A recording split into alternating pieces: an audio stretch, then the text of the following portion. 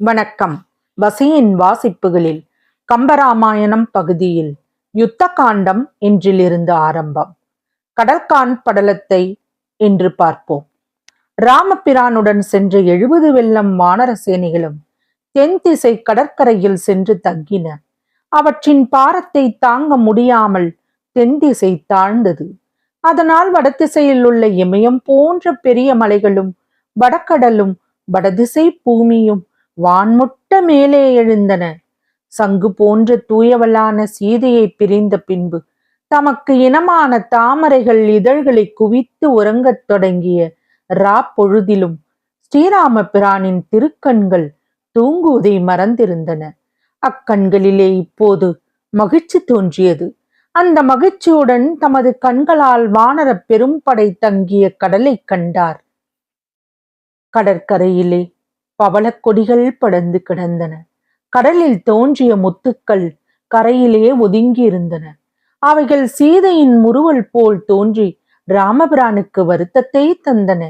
ஏ முத்தே, மயில் போன்ற சாயலை உடையவளான சீதை தங்கியிருக்கும் இடம் வெகு தூரத்தில் இல்லை. அதனால் நெஞ்சம் அவளிடத்தில் செல்ல பார்க்கவும் பகைவனை கொள்ளாது அவனிடத்தில் இருப்பவளிடம் செல்வது தகாது என்று தம் வீரத்தின் மானம் அம்மனத்தை தடுத்து நிறுத்தவும் நாள்தோறும் பிரிவு துன்பத்தால் இழைப்பவரான ஸ்ரீராமபிரானிடம் பிராட்டியின் பல்லொளி வெளியே தெரிகின்ற புன்சிரிப்பை காட்டி அவரது உயிரை கவர்ந்து விடுவாயோ? இரக்கமில்லாத அரக்கருடன் உனக்கு ஏதேனும் உறவு உண்டோ? ராமபிரானின் திருவடிகளில் தனது அலைக்கரங்களால் கடல் வந்து தொட்டு தொட்டு வணங்கி சென்றது. அப்படி சென்ற ஒவ்வொரு சமயமும் அது சந்திரன் போன்ற நெற்றியுடைய சீதை என்னும் பெண் நீங்காத துன்பத்தில் இருக்கின்றாள். கொடிய பாவத்தை புரிந்த நான் பெற்ற பாவையும் கற்புடையவளுமானவள் பகைவரிடத்தில் தனிமையாக இருப்பது தகுதியோ என்று மனம் வருந்தி வழிகின்ற சிறந்த முத்துக்களாகிய கண்ணீர் ததும்ப பெற்றுச் செல்வது போன்றிருந்தது.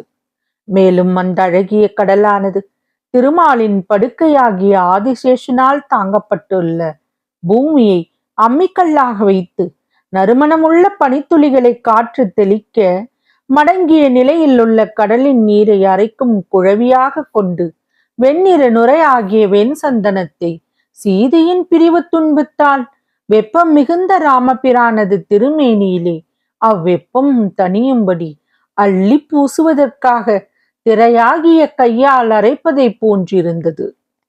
ராமருக்கு எதிர்முகமாக ஆரவாரத்துடன் அலைகள் ஓங்கிய வண்ணம் செல்லுகின்ற அக்கடல் சீதையின் துன்பத்தை போக்கவும் தேவர்களுக்கும் அரக்கர்களால் ஏற்பட்டிருக்கின்ற குறையை தீர்க்கவும் எண்ணி வில்லேந்து நிற்பவரும் முதுகில் அம்பரா துணியை கட்டியுள்ளவருமான ராமபிரானை கண்டு நெஞ்சில் மகிழ்ச்சி நிறைய எதிர்கொண்டு வரவேற்கும் பெரியவரைப் போல் தனது அழகிய கைவரிசைகளை தூக்கி ஓடிய வண்ணம் ஆரவாரம் செய்தது.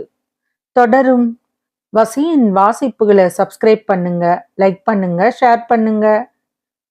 நன்றி.